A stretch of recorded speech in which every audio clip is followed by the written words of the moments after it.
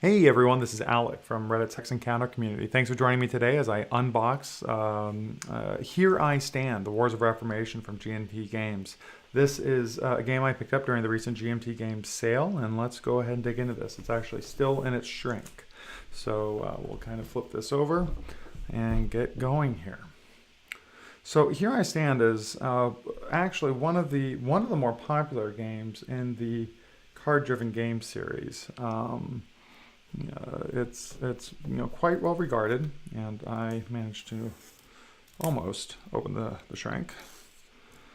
And it has a pretty unique nature in that it is one of the few games that is as extensively multiplayer as it is. In fact, if you look at this, there is not a two-player variant, at least printed on the box. If you read the game scale here on the back of the box, you'll see it's actually for 3 to 6 players. And I'm not quite sure how many point-to-point movement war games are designed for 6 players, but this certainly is one of them. So, okay, so we have the shrink off, and let's flip this over. See, it's one of the larger 3-inch GMT boxes, and it's a heavy one at that. So get this off here. All right, Here I Stand, The Wars of Reformation. So we'll start here with the rulebook, which is fairly hefty, 44 pages, ending with a victory record sheet. See how folks are doing, but wow, yeah, this goes through rules all the way back here. Victory determination and victory rule 23 starts on page 42. With game credits, 500th anniversary credits. This is the 500th anniversary version, one of the newer reprints, and an item inventory, or a box inventory. Let's just see how. Oh wow, that's a big index. Okay. Let's see what things are going to be largely core game rules. It might be all of it. Introduction, game map, powers and rulers, cards, units, sequence of play, how to start a turn, diplomacy, control and unrest, movement, battle, siege, construction, the Reformation, how winter happens, the new world, major powers. Okay, yeah, so this is 42 pages of rules. This is going to be a not a light war game for a lot of folks.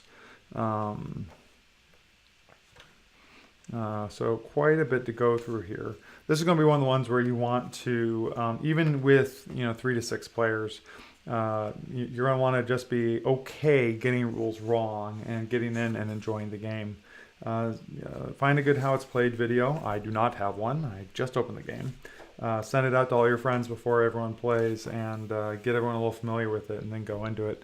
Out of curiosity, how... It's only listed as a 6 on the complexity scale, self-ID'd by the designer. I don't think I've ever seen a game with 42 pages of rules with a 6 on the complexity scale. Not surprisingly, the solitaire suitability is rather low. But, okay, so that was the rule book. Then we have the scenario book. The scenario book also weighs in here at 40 pages, which does include a 2-player variant. So while the box only lists this as being 3 or more players, 3 to 6, it looks like they did, for the 500th anniversary edition here, at the end of the rules, did put in some game alterations to be able to play this with 2 players. So that could be nice, because I know 3-player consistent wargame groups are hard to do. But that being said, the scenarios here appear to be just 6 pages of scenarios. So this is, I would call this less of a scenario book and more of a playbook. So getting started, the scenarios, setting your own time limit. So that appears to be tips on accelerating play. What to do with fewer than 6 players, and play by email tips. That's actually really good. One thing to keep in mind, folks, is all of these games probably have simply fantastic implementations in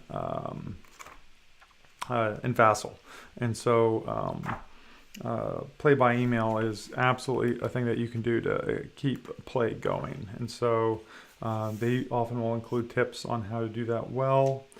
Tournament scenario, so we have all those. Setting time limits. for the VP system. And then we get designer notes. So we'll notice actually that this, like I said, the scenario book is pretty thin on the front side, just a couple of scenarios. But then designer's notes starts on page 7. We'll then go into some examples of play, and extended examples of play are always appreciated for war games of any complexity. Full color, and then just kind of walking through how all the things would work. So we have all of that. Action phase.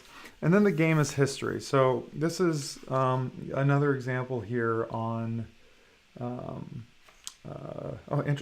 giving gamers a historical perspective. In this case, they're doing it in the context of the game turns. And so here's the background and the setup.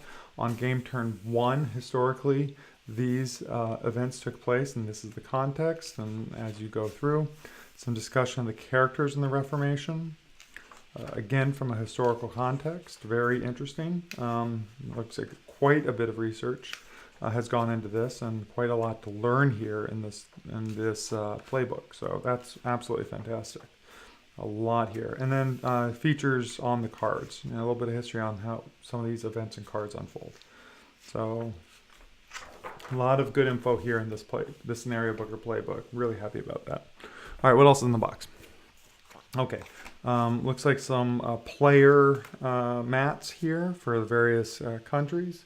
France, England, the Habsburgs, Protestants, Ottomans, and the Papacy. Those are the 6 players, and costs for the various actions, construction, cards, victory points, bonus victory points, and their leaders. So looks like each player is going to get one of those.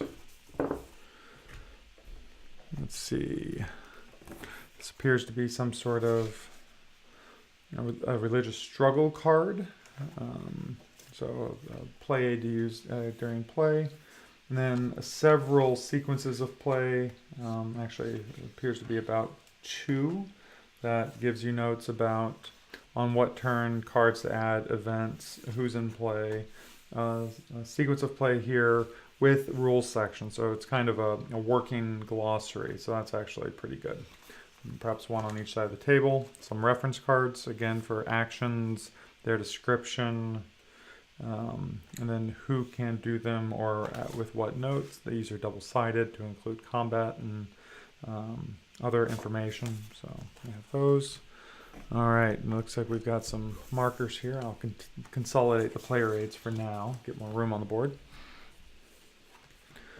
All right, so this is, let's see here, the 2010 counter sheet 5. This looks like it's a bunch of information that has been included beyond the base. So we have an errata counter sheet, only if you have the 2010 version of the game and not receive the errata counters. So if you do get this game, do be a friend and offer up these on your favorite social media platform to a player that might need them. We then have the 500th anniversary upgrade kit counters, the 500th anniversary edition counters, and then a few extra counters. So half sheet there. And then it appears that we have 5 full sheets. Appears that a lot of units are represented by round counters, which is going to make it interesting to get that out with an X-Acto. And we also have hexagonal counters here.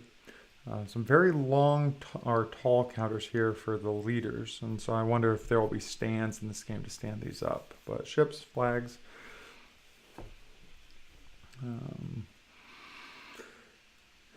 some more units now, different colors for some of the different players, and it looks like just a pretty consistent set of these cycling through players and colors. Get here to counter sheet 4, and we see that we have what appear to be a lot of the mnemonics, the reminder counters, the turn counters, at war, things to drop to keep track of the game state. Okay. There is then in this one another mounted map. So for those of you watching the whole stream on unboxing, we are now 3 for 3 on mounted maps on these GMT games. Get it out of its shrink here.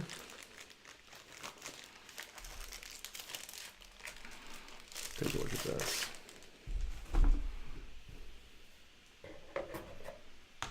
Okay. So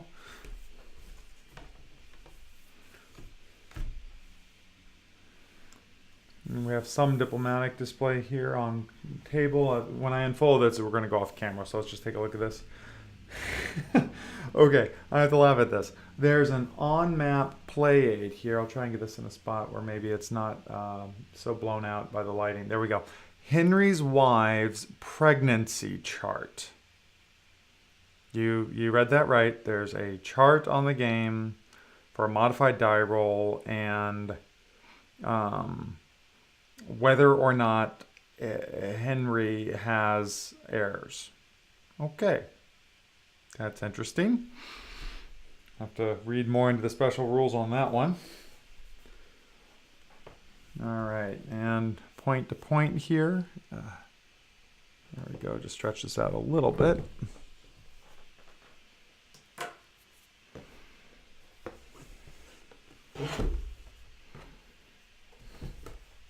Okay, so standard size mounted map from GMT. Point-to-point movement, good quality map, good quality printing, no blemishes. This looks like just a great map, easy to read, things pop out. New World Riches table.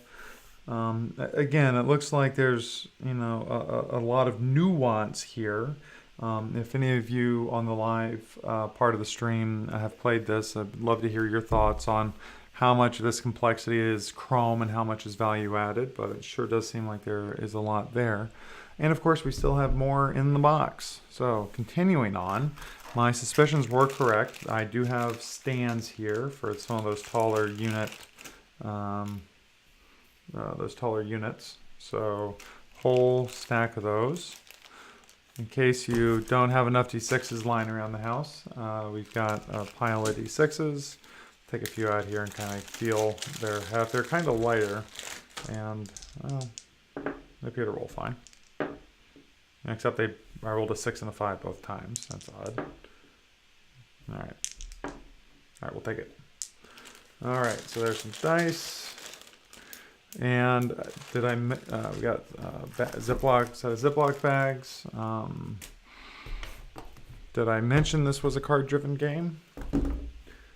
Couple decks of cards here. So it appears to be the primary decks of cards here, including events. And as you will see with most card-driven games, we have an event name, choices if you use the card as an event, choices if you use the card as an action point cost, and apparently some mnemonics here. So of course, some get removed from the game if they're used. And some mnemonics here on when the cards come into play or who gets the cards for the faction cards. So we have those. And there appears to be a much smaller deck here for diplomacy. So that looks like it's another subsystem. And of course, a small insert, which if you're putting your, that's actually a pretty nice insert.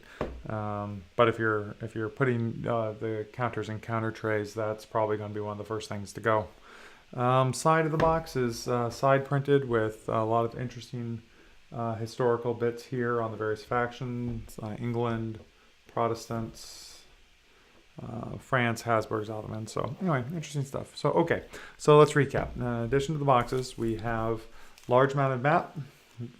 We have baggies for the bits. Other pre-bagged items include the dice, D6s of 2 colors, stands for the leaders, 2 decks of cards. A deck of cards here for the card-driven game element, as well as a deck for the diplomacy. 4 full counter sheets with the faction leaders info and information markers.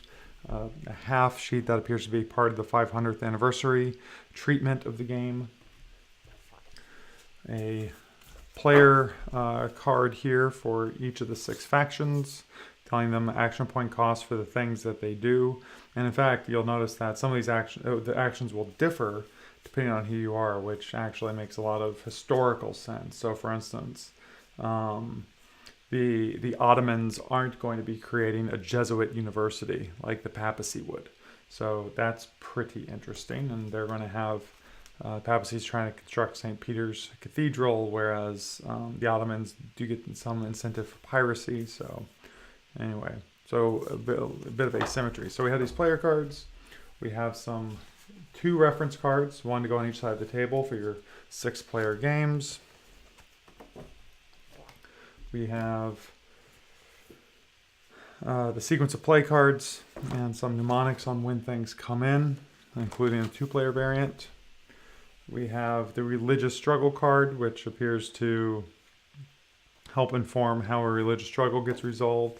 And then 2 quite serious manuals here, both weighing in at 40 pages or 44 pages in the case of the rule book. A scenario book which only has 6 of 40 pages for scenarios. So I will call this a playbook, and then a rule book. So these are the components that come in the 500th anniversary of Here I Stand, the Wars of Protestant Reformation from GMT Games, designed by Ed Beach. Thanks for those of you tuning in. Please do like and share the video. You'll find me on Twitter at AlecMG.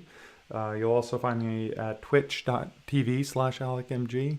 And come by and join the conversation at reddit.com/r/hexencounter. Thanks everyone, and good night.